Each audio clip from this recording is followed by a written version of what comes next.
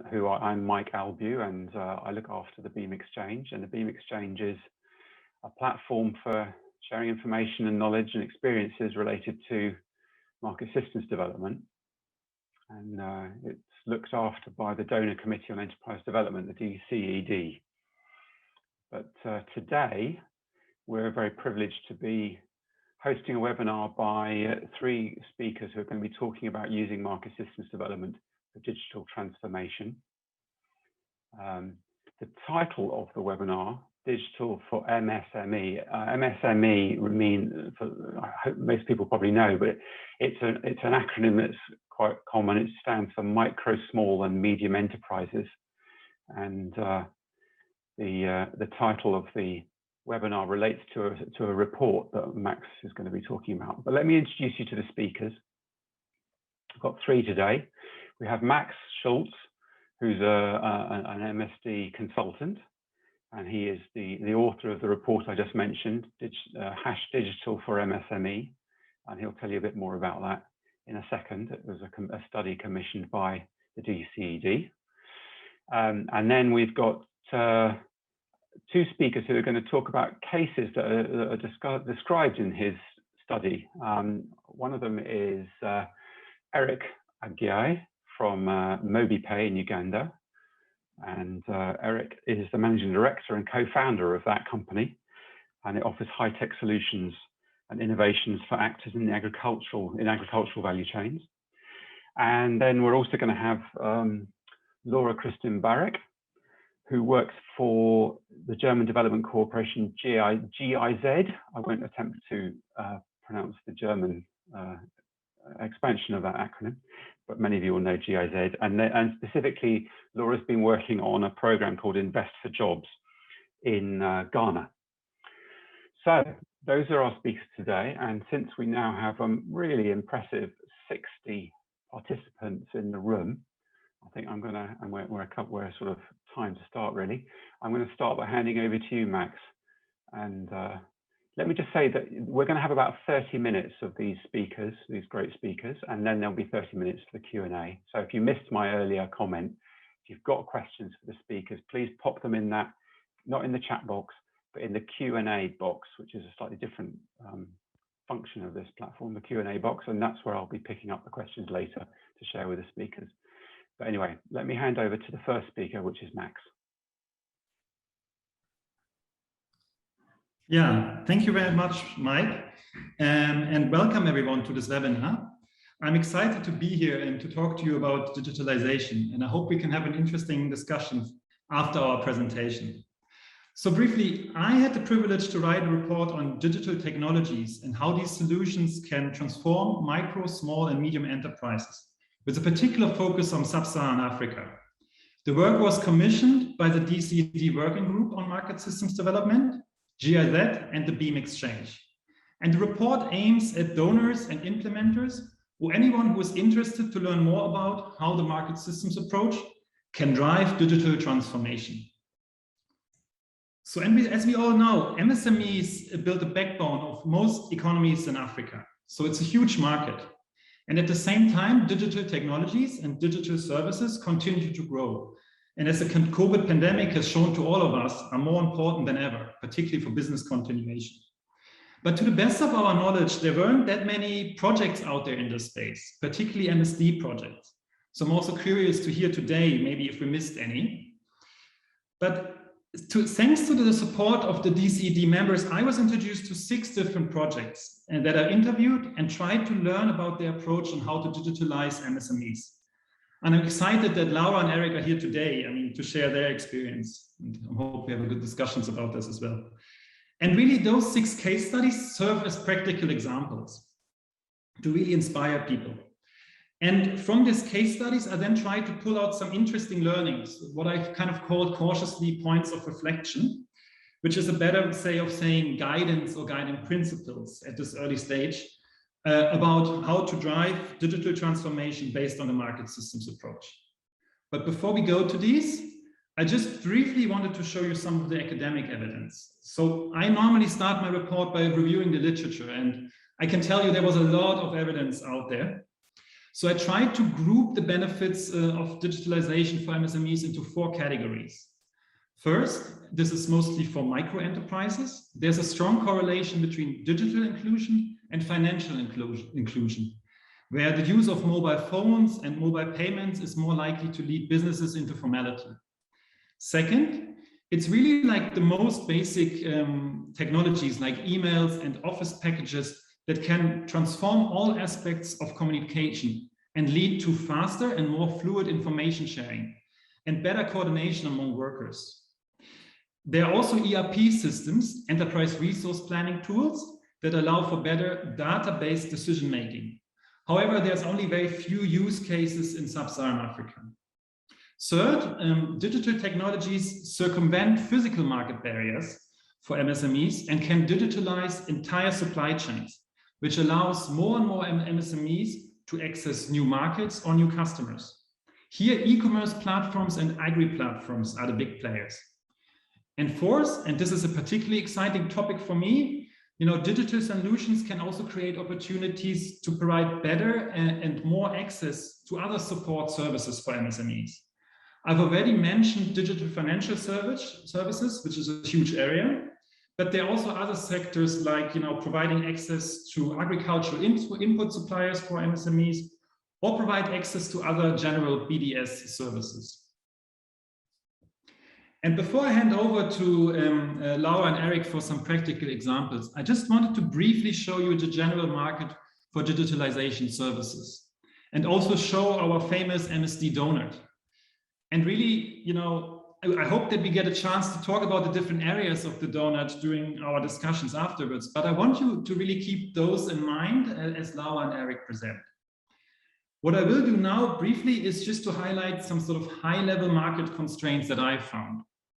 So on the supply side, there are many big international IT providers that offer solutions that are often too expensive or not contextualized enough to MSMEs from low-income countries.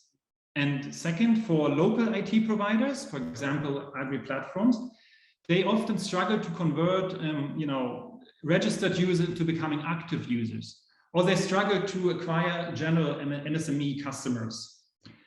On the demand side, some of the what I would call critical preconditions for digitalization are often not met. So for farmers and micro enterprises, this could be owning a functioning smartphone or having access to affordable internet bundles. While for larger MSMEs, affordability is not an issue. Here it's more about having human resource and know-how and how to effectively use the basic technical solutions that companies already have. And with this in mind, I will now hand over to Eric. As Mike was saying, Eric is the managing director of MobiPay. That is an agri-fintech platform from Uganda, and he will tell us about his journey with his company. And after Eric, Laura will take over. Laura is a technical advisor from GIZ, where they recently launched a digitalization and innovation support scheme as a response to COVID. But now over to you, Eric. Thank you so much, Maxi, and very happy to be here with all of you. So my name is Eric, as mentioned. Nana Kwabena, the managing director of MobiPay AgroSys Limited. So MobiPay AgroSys Limited is an institution that is registered in Uganda in 2016 with funding support from United Nations Capital Development Fund, Gold Uganda, and then also from USAID. So currently, the organization has 13 permanent workers, and we have close to about 428 digital community entrepreneurs. These are youth agents that we work with within the rural communities, and I'll be expanding more on the activities that they offer to our smallholder farmers. So basically, the idea behind the organization is to offer high-tech solutions and innovations that speaks to the needs of actors in the agriculture sector. with special focus on smallholder farmers. So what are the problems that we are looking at, and what are the issues that are at hand that we believe that using the market systems approach and technology will be able to solve? Now, we've noticed that with over 500 million households in smallholder farming in Africa, most of these farmers lack investment in their farms, limited access to data, limited access to funds which will enable them to use the technologies as we are providing, low quality input that also does not allow them to produce much, reduced confidence by buyers. This is due to the low production that is coming up.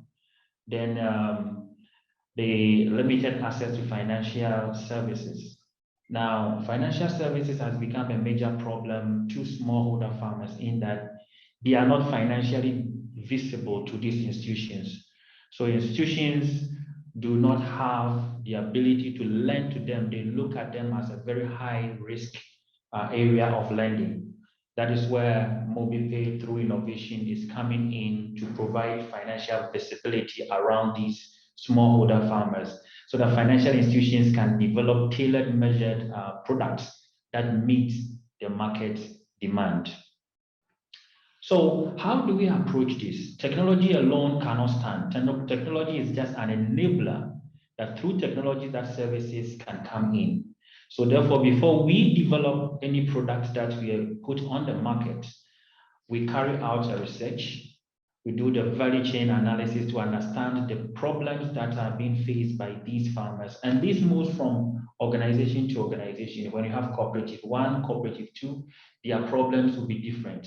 So therefore, we analyze all these, and then we come up with platforms that are customer oriented and can meet the market demand. So we also offer the system trainings, gathering feedback to help us to update the platforms, and continuous technical support and monitoring of the usage. Again, we don't just leave it there. We also provide the sensitization and awareness and training. Remember, we are dealing with rural communities. Therefore, if you don't show them how to use the phone, the product and services will be there, but they will not be able to use it. So we go the extra mile to ensure that we solve the problems for them to be able to access these particular platforms. So once we have developed all these, like I said in my opening remarks, you have technology, and technology by itself cannot solve any problem unless you have the human face to it. Therefore, we have developed a module which we call the Digital Community Entrepreneur.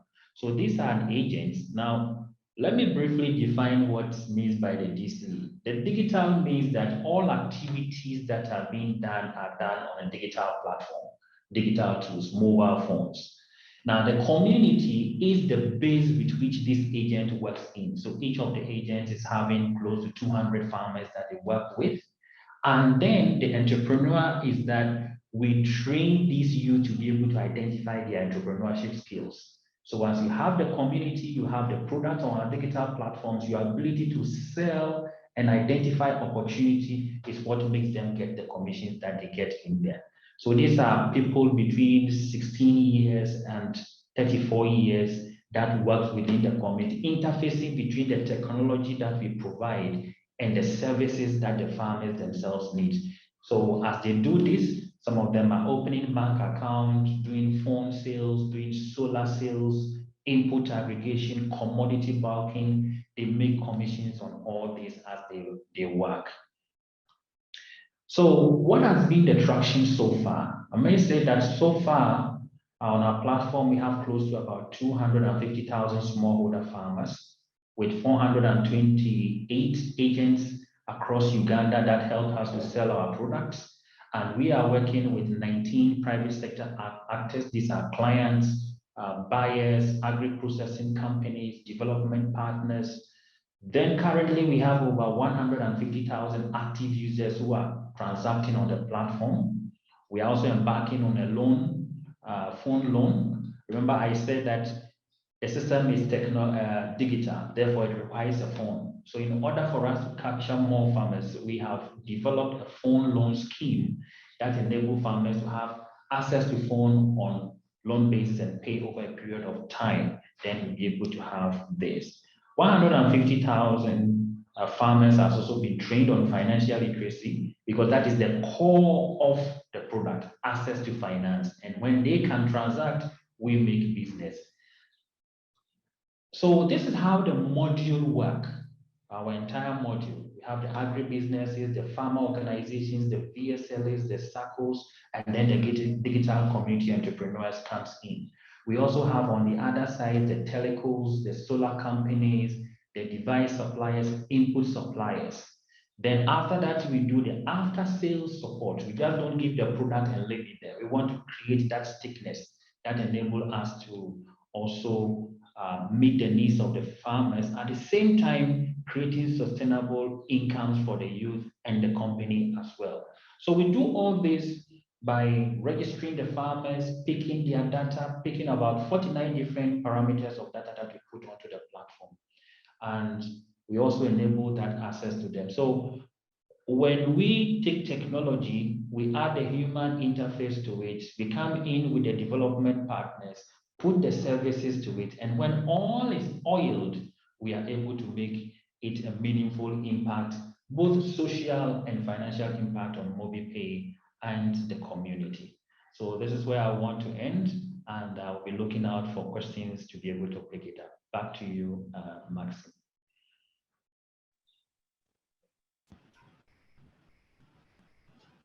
I think we're handing over quickly directly to Laura. Laura, please go ahead. Yeah, let's do that. Let's do that. Laura. Perfect. Hello, everyone. I hope you can see my screen now. My name is, as you heard, Laura-Kristin Baric. I'm happy to present you how we supported the digital transformation of SMEs with our COVID-19 SME Innovation and Digitalization Support Scheme.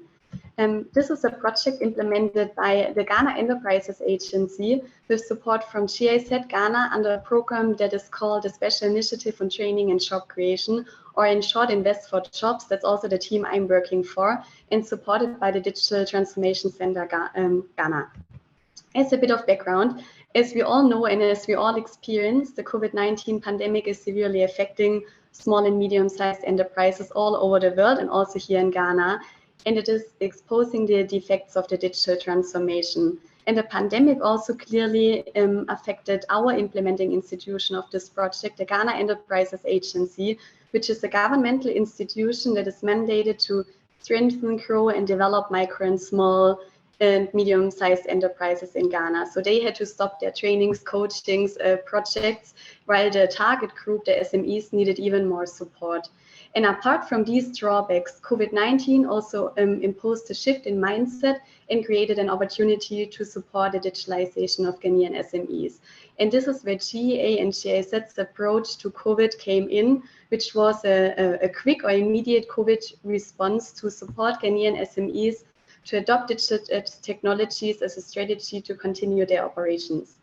Before I go into the detail what we did, first the question, why are small and medium-sized enterprises lagging the adoption of digital strategies or solutions despite the presumed huge benefits? And this slide is not exhaustive, but it captures some of the challenges, and also Max already mentioned some. So while many SMEs are not aware of the scope and relevance and also benefits of digitalization for their businesses, others may question the expected returns from investment. Also, these small businesses are often capital constrained and are very careful when it comes to making any investments in digital technology. And one of the main challenges that we often hear are the presumed high costs of digital technology. Besides, they often lack the technical skills and capacity to identify the right solutions for their processes, but also to introduce and then utilize these solutions. And then when we also look at the supply side, many IT products are, as Max said, not contextualized to the needs of SMEs or to country specifics like here in Ghana. And then, of course, although it goes beyond the project, infrastructure and high access to high-speed broadband is an often cited challenge when it comes to the digital transformation. So therefore, this project was set up to support a digital transformation of up to 500 what we say growth-oriented small and medium-sized enterprises, and to provide a quick response to COVID-19 and strengthen their resilience and thereby to sustain jobs. And beyond this, we of course wanted to also increase the process efficiency and competitiveness of these businesses. So the whole project was set up with an amount of 1.5 million euro in cooperation with this Ghana Enterprises Agency for a period of 12 months. And when we listen to the previous business model or business case of MobiPay, I think it's relevant to note here that this is of quite different nature, as you will hear, and was designed to quickly react to COVID-19 and rather provide an impulse or actors for GA then to continue turn this into a sustainable change. So, okay, what did we do to support the digital transformation? So as I already said, we supported small and medium-sized enterprises with at least 6 employees and who fulfilled a minimum criteria of being registered, being formalized, and have some minimum requirements in terms of hardware and IT structure, rather to maybe some micro companies who were also covered by other donor programs or other programs in the country. And GA decided to not predetermine any markets or sectors, but really to assess the needs and address the needs of digitalization services across. And the focus was, of course, on SMEs whose operations have been particularly affected by COVID. So together with the Ghana Enterprises Agency, we thus designed a holistic project for the SMEs to hopefully make full use of digitalization. In the first step, we started a public communication and awareness raising campaign to increase the awareness on the relevance and benefits of digitalization before we then opened a call for applications. We also conducted a diagnostic survey to understand the problems and needs that SMEs face with regard to COVID-19, but also with regard to digitalization. And this was also integrated in the project design throughout the implementation. Further, an SME online portal was set up, which should serve as the go-to point for SMEs when it comes to the topic of digitalization. So all the training material and the digital transformation guideline that will be developed as part of the project will then be uploaded. In total, 500 SMEs have then received trainings to understand the benefits and scope of digitalization, also covering topics such as data security and the various digital tools and channels available. And following this, we also introduced, we introduced additional sessions focusing on social media marketing and e-commerce, and we created social media company profiles and websites for 400 SMEs. And complementary to these trainings, the companies received customized software solutions based on their specific demand. For this, we selected different solutions from different Ghanaian IT service providers following a tender process. And these include, for example, financial management software to enable the more efficient record keeping and financial management processes, or customer relationship management and sales management, that they manage their customers better and keep track of sales, or full enterprise resource planning systems to manage the whole operations more effectively. And like the strategy here was based on the idea that some companies may be willing to adopt software solutions quickly, while others are not willing or cannot afford to make this upfront investment before seeing the actual value. So the idea was that we select software solutions that are cloud-based, we subsidize these for up to 12 months, and in this way it is expected that they see the benefit and the value, and afterwards they are willing to take up the costs. Also, these digital solutions, they were all modular. So as the SMEs gradually grow their businesses, they can obtain additional digital modules and build on the software received. And based on these trainings and software setups, we also trained staff of GA's business advisory centers that are stationed in all regions in Ghana on the topic of digitalization, so that they provide coaching services to the SMEs, even beyond the project and even beyond our 500 SMEs, to also ensure the sustainability. And of course, finally, we continue to monitor the impacts. And coming to the impacts, so the most relevant one that I want to state is the immediate impact or clear outcome that we observed. And also what I want to underline, one of the statements that Max made, that some basic or simpler solutions or tools like websites, social media pages, or simple software solutions can already bring like far-reaching and transformative changes. We observed impacts on 3 levels. Of course, the SMEs reported direct effects on their process efficiency and competitiveness. And digitalization also opened up other channels. So the better overview of their financial transactions, for example, eased the way to access external finance, or social media marketing led to a rapid increase in new customers. And on top of this comes the increased institutional capacities of GEA in the field of digitalization, who have now internal better capacities and knowledge, but they also have a better understanding of SMEs' needs and demands when it comes to digitalization. And they reported about an increased credibility in their institution as a reliable provider to SMEs, even regarding today's needs and digitalization. And thirdly, since we build on local software solutions, we strengthen the local IT businesses and help them to grow and increase their customer base. And also through linking these with the SMEs, they have a better understanding of SMEs' processes and needs now, which hopefully leads to better adapted and affordable products for SMEs even beyond the project. Here you can see some of our achievements that I already mentioned in numbers. Worth noting here is that we received more than 7,000 applications in a short time, and out of which we could only directly support 500 SMEs, which also shows the huge demand for digitalization and more work to do. And this brings me to the last slide and the lessons learned, or our unique selling propositions of this project. So first here, I want to mention the holistic or comprehensive support package, which combines the need assessment, the training, awareness creation, with, as I said, websites, social media pages, and software solutions and business coaching. And this was complemented by the partner of choice. So with GEA, we had an organization that has a wide network of several thousand MSMEs, and they have a good understanding of the SME sector. And secondly, the co-creation and close collaboration in the design phase, but also in the implementation phase. So this partnership with GEA was characterized by a close collaboration and a high degree of openness and exchange.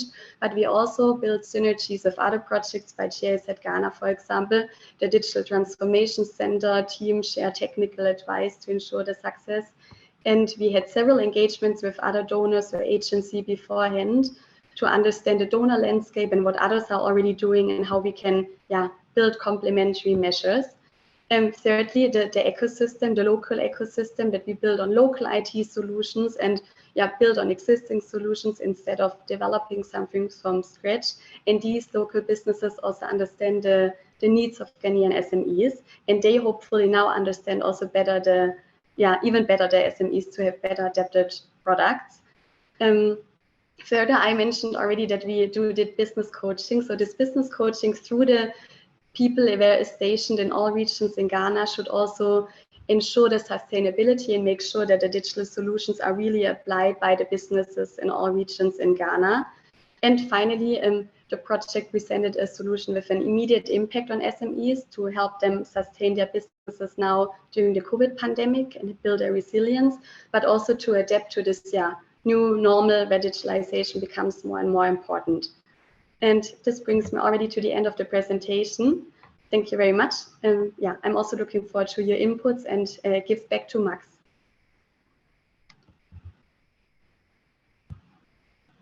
Thank you, Laura. Max. Thank you very much. You're going to wrap this up, I think. Yes, absolutely. Yeah, exactly. Thank you so much, Laura and Eric, for sharing this fascinating experience. And I'm sure we'll have lots of follow-up questions. Just briefly, before we open the floor to Q&A, I wanted to summarize some of the points of reflection when it comes to applying the market systems approach to enhance digitalization of MSMEs. And really the first one is, to act as a facilitator and to take a market-driven approach towards digital transformation. And I know this may seem perhaps a little bit obvious to this audience here, but through our conversations or through my conversations, I've seen cases where there were, Agyei processes that were given digital solutions for free. I saw discussions about handing out smartphones for free to farmers.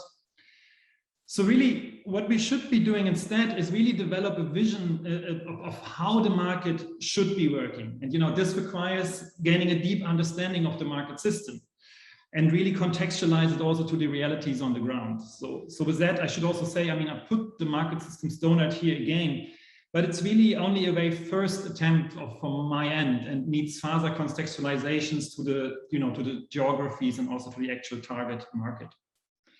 And then, to me, what is exciting or important is really to be, solution-driven and not technology-driven, which really means that we should be asking, two critical questions. One, what problem is a proposed technology trying to solve?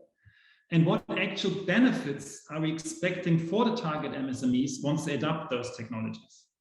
And maybe that's a little bit contrary to jumping on sort of like, the latest technology trends.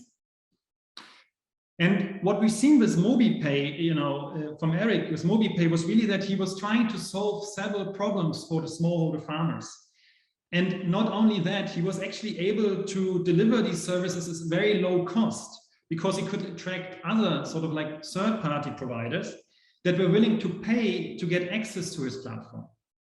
So it's also really important to understand, the pricing and delivery models for digitalization services. And then 3 more points briefly. First, when it comes to deciding what technology to deploy, I would recommend to start with the digital devices and software solutions that SMEs or MSMEs already have and get them to use, to fully utilize their existing equipment. And second, this is important when engaging with agri-platforms and e-commerce providers. I think it's important to always ask how many active providers do you have? With Eric, we have seen some fascinating numbers, like very impressive numbers. I think it was 150,000 active users. But normally platforms have around 20 to 30% of active subscribers. And third, digitalization rarely happens on its own, and it really rarely replaces, face-to-face engagement with the end customer. I think this is another thing that we've seen what Eric has done with MobiPay is really that agents are an important, important partner here because they know the local context and they can also explain the functioning of these apps. And here, perhaps MSD projects can also help advise on sort of like what are the best payment schemes for agents. Yeah, and with this, before I hand over to Mike for the discussion, I invite you to go on the Beam Exchange websites where you can find the report, and you can also find a lot of more information than I was able to put here. But now over to you, Mike, and I'm looking forward to the exciting discussion. Thank you, Max. Thank you. Well, thank you, all 3 of you, for really engaging presentations, and we still have, I'm glad to say, 25 minutes at least for Q&A. So that's great. Wow. Where to start? There's been quite a few questions come in. In fact, Eric very efficiently has been answering some of them in the Q&A already under the answered section. And I do recommend you go and read those answers if you're interested. That might be a good place to start, actually. I mean, there's a general question which was raised by Marika about the sustainability of the online platforms. And I wanted to kind of really focus the conversation on the market systems development aspect of all of this. Both of these examples are in very different ways trying to create lasting, sustained access for large numbers of people to digitalization services. And the question arises then, how is that sustained access going to continue? What's the business model for doing it? And in the case of Eric, in fact, some of the questions that he already answered, and maybe you can elaborate on this, Eric. You were asked, how does your company make money? How do your digital community entrepreneurs make money? And it maybe just to reinforce the point, let's just go back to the fundamental business model that drives MobiPay's approach. Can you just explain that again to everybody? Thank you very much, Mike. So yes, I was expecting these questions to come up because you notice that most of the interventions in agriculture has been donor-led.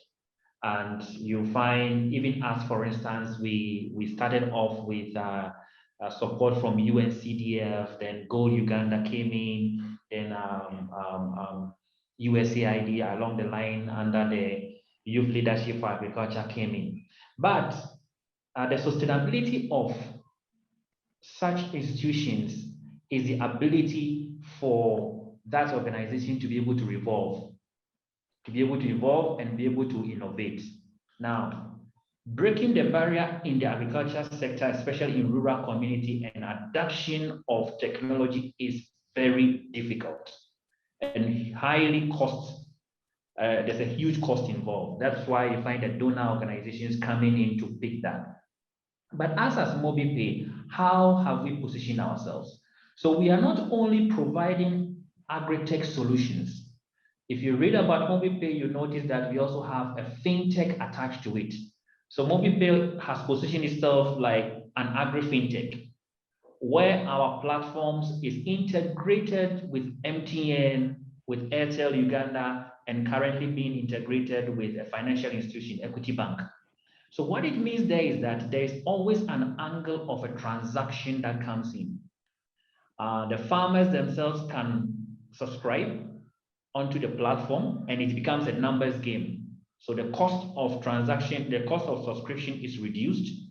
However, we try as much as possible to get the masses to come on board. So if we have the 150,000 and even each of them are paying 500 shillings, at the end of the month, we are talking close to about 200 million Uganda shillings. That is about $75,000 to $100,000 in revenue. This is huge. However, the agribusinesses, the buyers, the processors, the bulk payers within the agriculture sector, we are also giving them the ability to pay for commodities that they are purchasing digitally without moving into rural communities with cash.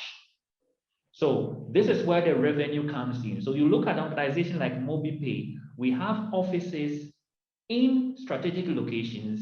We have field officers who are not IT, but they are extension workers who are interfacing with our client. So that is how you break the code. But sorry to say, if you decide to sit in the capital Kampala and become your normal IT company, then immediately after the project, you also fold and go away because the sustainability will not be there.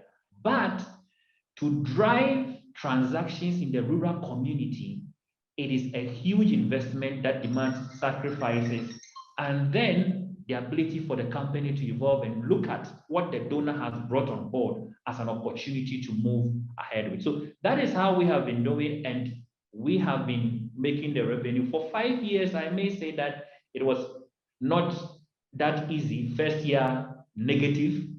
Second year, we started about 20%.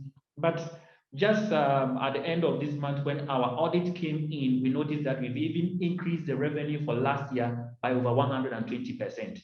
So it is dedication, identifying the team, and your ability to identify. So there's one thing that also came up here that is talking about the market system. Most of the time, we, the IT guys, we go in and we distort the market. But what we have decided to do, or consciously decided to do, is that we are going to work with the actors so that we do not distort the market, but we introduce technology for them to enhance their work. So once they see the importance of technology, they will run along with it. So that is how we have been able to sustain. That is how we make revenue, that we are able to pay the 13 permanent staff that we have, and then the agents that we are working with. Great. Thank you very much. That's a very clear explanation. Laura, maybe you could explain a little bit about the Ghana project. I know it's a slightly different kind of context. It was a short-term project, but I noticed in your presentation you talked about the sort of ecosystem of IT suppliers in Ghana, and also this aspiration to continue coaching and so on. So what is the kind of model that's emerging or being tried in the Ghana situation? Yeah, thanks so much for this, Mike. Yeah, so the idea was to not bring any solution that is not really adapted to the local context. That is why, so we kept this open. We did a tender process and gave like Ghanaian companies the chance to pitch their ideas and software solutions. And we had different criteria. And the idea is that the solutions are available. They are there, like the platforms are running even beyond the project, of course. So they are available to these SMEs and also others. And we had some criteria to make sure that it could really work. So, for example, we wanted to make sure that the source code is available so that the solution not just gets vanished when the company is lost, so that we can still manage this. Or we made sure that the interoperability is ensured, so that they all have this API interface so that we can link it to other solutions. So the solutions are there, and we sometimes felt also when we engage these digital businesses that they didn't all understand the real needs of the SME. So that is a bit of the idea that through the projects and through subsidizing this first linkage and to subsidize these costs for the MSMEs, and I also saw a question in this regard, that they understand each other and adapt their projects. So that was the idea behind. And because the GA people are there, they are stationed all over, they have been involved in all the trainings, they also have a better understanding now. And when then SMEs in the different regions walk to them, they could still get support in terms of how to do it. And I saw a question, for example, on website development and how they do the maintenance for these websites. So in the training on website development and social media, we explained them also how to do it, how to upgrade this, how to do the maintenance. So training was there, although I know it's still difficult to really apply it, but this is why the business advisory centers are there, hopefully providing support beyond. Or maybe Mike, when I can take up another about the what did we actually subsidize. So I cannot give you a straight sum because we had very different solutions which were depending on what they had already, on what they really needed. CRM costs definitely different than ERP systems. So what we did is we had a tender, we selected them, we negotiated the costs, and we subsidized for 12 months, which varies between 100 and 500 euro. And from then they take over. But the companies already understood they need to change also their pricing system for the SMEs to really sustain. So yeah, maybe I stop for now that I don't talk, but please let me know where I should go into more detail. And I will respond to all the questions even afterwards, of course. Yeah, no, I mean, there's quite a lot of questions coming in now, and I'm almost overwhelmed with which ones to pick. But can I just, while I've still got you on sort of on the hot seat, Laura, there's an interesting question from Kristin O'Planick at USAID, because I know that this project in Ghana was very specifically funded partly as a COVID response, and she's asking about that aspect, and in particular, how you focused this, or whether you focused specific services as a sort of tool for COVID resilience, and do you know how the SME customers responded to those tools and what difference it may have made? Mm-hmm. Okay, I think the most easiest one regarding COVID was to also show them that they do not only need to use traditional channels to market their businesses. So, and that was really an interesting insight, because they all created their social media profiles right in the beginning, and they had so many more customers already in the short period when the training started. So I think the easiest move to build a resilience was to have online services, and even when they were catering services, for example, that they combined it with delivery services, or that we emphasized again the use of mobile money, and that you do not need necessarily all the physical transactions, but you can make use of this, and mobile money is a widely accepted payment mode here. I think what was also a thing is they did some service on their customers, and they tried to understand better how can they support now. So they even assessed what is the problem of the customers in times of COVID, so that they reacted.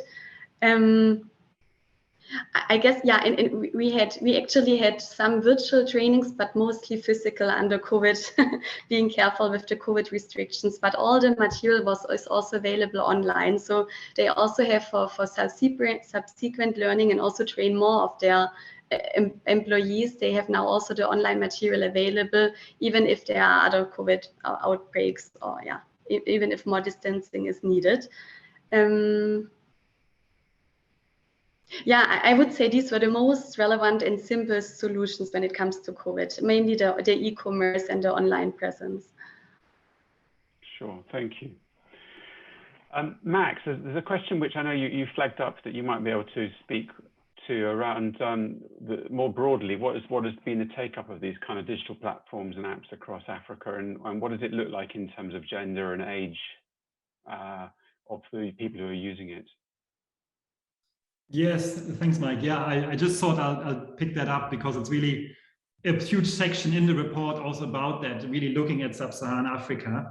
I mean, you know, it's the market is growing so quickly, but the one information that I was able to find for agri platforms is that now they say really 13% of all the smallholder farmers in sub-Saharan Africa are on a platform, which means around 33 million. But of course, like I said before, you know, the engagement level, I mean, it's much lower. It's around, like, you know, 10 to 5 million that are actually actively using. I mean, this is all in 2019. This market, I mean, by now has grown probably so much. So I'm not able, you know, I don't know what the latest is, but I would assume that it's really picking up more and more now. But it's an interesting, the other point to pick up, of course, what I found actually also is in terms of the, you know, female farmers using the application, it's only 25%. So there is definitely a sort of bit of a gap there, and yeah, maybe something that needs to be further looked into, of course. Thank you. Okay.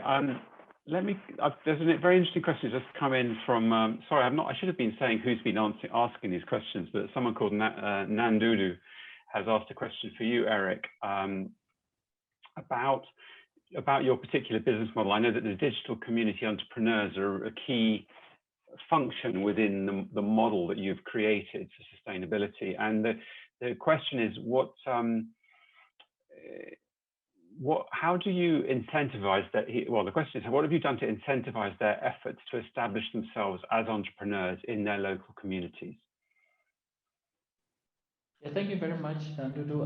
Yes, it's key to the agent module, which, like she rightly said, is being more on luck. If the day smiles on you, get some sales in there. However, how we have broken this is that, first of all, we identify these youth, and key to it is that we train them in entrepreneurship. First of all, identify yourself. So even after the training, we make sure that, are you willing to do this? We ask those questions. Are you willing to go in and do this? So once you pick them, we ensure that it's not just because the person wants the money. That's why you pick them. Now, let me give you a scenario. One of the scenarios we've identified in rural Uganda as a whole is that when you invite people to come for training, and you put them in a hotel, one time we asked, what are your expectations for this particular training? And interestingly, one of them said transport refund. Somebody said T-shirt. Somebody said they want food, lunch, and other things. So we were like, okay, are we in the right place? So the mindset already tells you that it's not focused on what they have been there, but focus on the auxiliary things that they will be able to get. So what we've done is that with these challenges, we don't do trainings in the urban areas. If we are going to work with you within a particular village, we come there, identify you there, train you within your environment. So we don't change the environment. So if you look at it, the whole concept is what? Market systems. Again, we look at the individual. So we don't change you from your environment. Once you change the person from the environment, the new environment tends to act on them. So we come in. However, there are other tools that we also give. Now, first of all, we ensure that all our youth, and we have had the support from our development partners, are equipped with the tablets that they use for them to be able to access this platform. Secondly, you do not invest your own money into the services.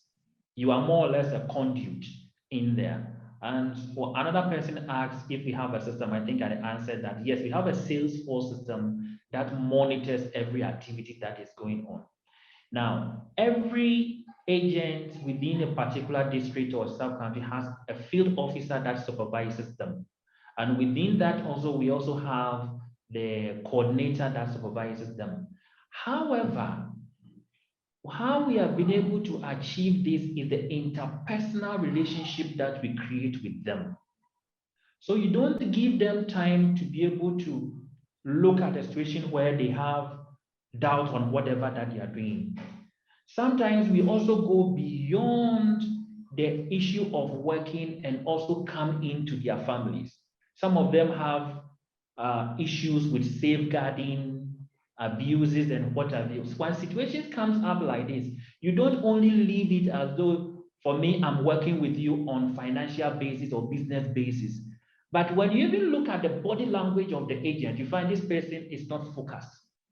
We have a team that deals with this. We refer them to that team and say, you know what, we think this person needs help. How can you help the person? And that relationship that has been built, they don't see themselves as agents, but they see themselves as part of the company. Sometimes when I'm training them, I tell them that you down there, you are an agent of MobiPay, but you know that you are the board chairman of MobiPay there. You are the managing director of MobiPay. You are the branch manager of MobiPay there. So when you mess up, you've messed up the entire company. You've messed up the donors, UNCDF, USAID, Gold Uganda. You have messed all of them up. So what will you do? So this is how we've been able to come in. But of course, we are dealing with a human institution. We've had some that have run away with our products, some that have destroyed our tablet. It's in there, but it's how you manage the risk is what makes it sustainable, and we are being able to break the barriers. Many thanks, Eric. So we've still got nearly 10 minutes left. And I'm still looking at a lot of questions, many of which are very interesting. There's one question that's sort of been repeated a few different times, and it comes back to this question of essentially the role of the donor, Max. So maybe you can answer this, but I mean, Lawrence Wild kind of asked this question, also Ignacio, and it's a question of really what is a sort of reasonable cost share that these kind of initiatives need to anticipate?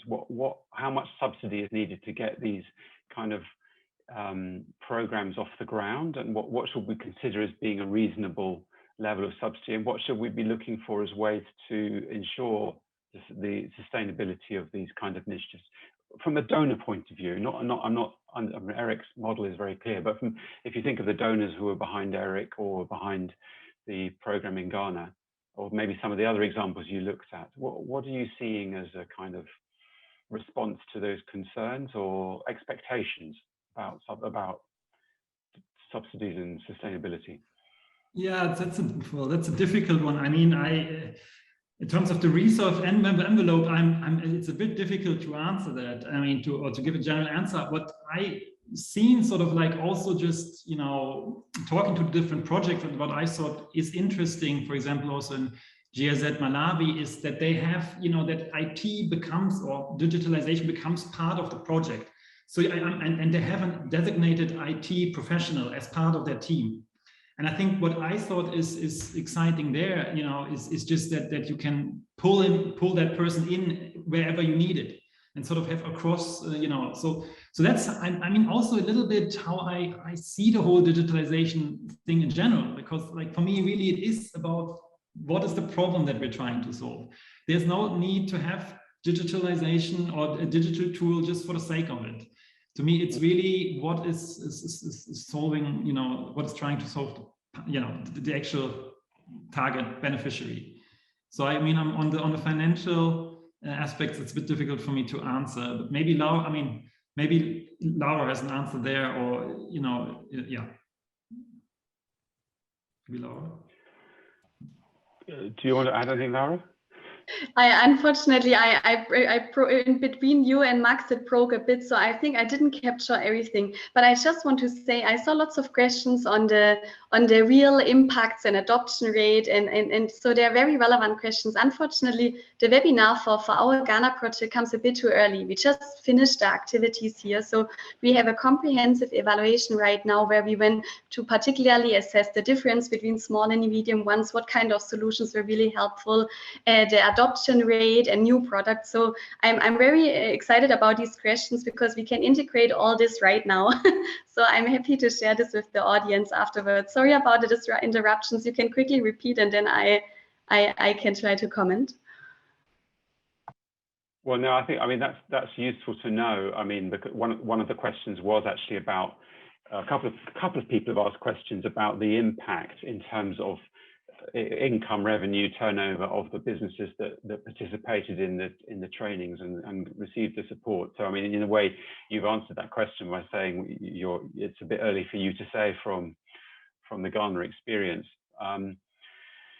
Yeah, the more I think, yes, the more general question that I was challenged that people are raising is about the role of donors in funding this kind of transition, this kind of transformation.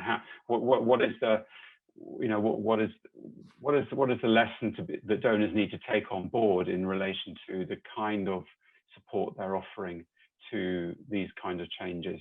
And it's, for me personally, it's been fascinating to compare these two case studies that we've presented today, but also the other ones that Max has highlighted in the report. And I hope possibly that the most important thing to say is that people will go away and read the report. Maybe actually, Isabel, you can put a link into the report in the chat box now. But we are going to share a recording of this presentation and all the slides and the report itself with everyone who registered. So hopefully people will be inspired to dive into that report and learn some lessons from that. Laura. Mike, if I can comment, because I didn't do this before, on the role of donors. And what I find very interesting from this project, that it was quite an impulse, or we acted as a facilitator, because for this institution, GA, it was a topic on their agenda very high since a while, but to really finally approach this and get the network together. So we had discussions with very different entities and brought different people into this. And I think that was one of the main benefits, that they knew where to start, where to set up this project, who get the right players involved. That was kind of our role. But then, of course, another thing that is really important is how to ensure sustainability, particularly of our intervention, that is like a COVID reaction, but still an impulse. So I hope we still have these sustainable impacts when we measure now. But I think it was a real important step for the beginning. And this was also the main thing, how we came in. Yeah. Okay, yeah, thank you very much. Eric, there's a quick question just come in late from Steve Morris about the relationship between MobiPay and the formal banks that you mentioned. And I think you said you would like to answer that question live, so I'm just going to give you that opportunity. Yeah, thank you so much, Mike, and thank you, Stephen. Yes, initially, that was the fear of the financial institutions as to they losing transactions to the fintechs as well as the telcos. But we've reached a point where it has become a collaborative effort. So as for instance, we've had several discussions with financial institutions that have actually initiated these discussions with EcoBank, with Centenary Bank, Stanbic Bank, as well as Equity Bank. So initially, it was more on the civil servants, okay, where you had the police, the teachers, the military. These were people that the banks were fighting over to have bank accounts for them and products for them. But the new market is the agriculture sector, where if you look, the last housing population census for Uganda, for instance, is talking about 64% of the population having something to do with the agriculture sector. And then we've had financial institutions, we have organizations like MobiPay, the Aquarians, we have the MSMEs who have worked and invested heavily in the agriculture sector. So the banks do not see any other option than to collaborate with the existing partners that are already working, because they see us going back in there to invest in this will cost huge sums of money. But if someone is already doing it, then why don't you integrate with them and share the commissions? So if I should show you the agreement we have with Equity Bank, you find that Equity Bank is actually even giving us more of the commissions as we help them to open more bank accounts to the farmers that are on board, then also the products and opening the agency banking in India. So the policies that the government have put in place, the working environment, the relationship that the development partners are now coming in. Now, let me just touch a bit on the development partners involved in this. You look at USAID, Goal Uganda, UNCDF now are talking more on collaborative efforts. What is restraining the two organizations from achieving their ultimate goal? That is where now the development partners are channeling their finance and energy in, so that when they come in, they are able to unlock that business. So it is more of partnership that collaborates to unlock opportunities in the market. And the financial institutions are seeing the agri-techs and the telecos as people who are already working there. And therefore, sometimes you say, we reduce the ego a bit, and all of us can work and ensure that we serve the community. So Steve Morris, it is something that is now ongoing. If you don't do that collaboration, you'll be left out. So the financial institutions are opening up, the telecos are opening up, the fintechs are opening up, and the agri-techs are also opening up to ensure that we serve the ultimate goal, at the same time becoming sustainable for all of us. Beautiful. Eric, thank you very much for that. I think lovely encapsulation of what systems change really means when we talk about market systems development. I mean, it's that to me sums it up. It's when you get a real shift in the conditions that are holding a problem in place, and actors really change their behaviors because the whole environment, the whole ecosystem has really shifted gear in response to the the initiative that you and those donors have undertaken. So that's really great to hear. Thank you. I'm really sorry we have run out of time. Max, Laura, Eric, it's been really great having you here today. I hope you've enjoyed it. I certainly enjoyed listening to you. I hope everyone who's attended has enjoyed it. We had a great turnout. But unfortunately, it's time to go. Quick last word from all of you. Yes, thank you so much. And I hope you found this exciting. I mean, to me, the topic is really exciting.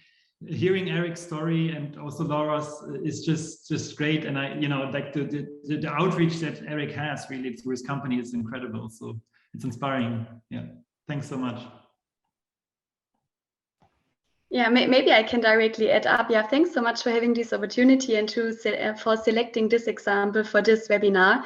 All your questions provided already interesting inputs for us to look at now, and I'm very happy to respond to them afterwards as a summary, and then build on this. Thanks so much, and thanks Max for picking us. Thank you so much, Max, Mike, and Isabel behind the screens. I really appreciate the questions that came in from our audience, and I do believe that our contacts will be shared. So please kindly reach out. We'll be able to support, we'll be able to answer, we'll be able to have live discussions with all the audience. If you have with us, I think our emails have been shared, so we can get in touch with us. And for us, as MobiPay, we are a private entity and we even work on Sunday, so don't feel shy to tap the email button and send to us, and I believe Laura will also do that. So thank you very much, and thank you, the Beam Exchange team, for hosting us, and really appreciate the opportunity given to my company and Uganda at large. Thank you.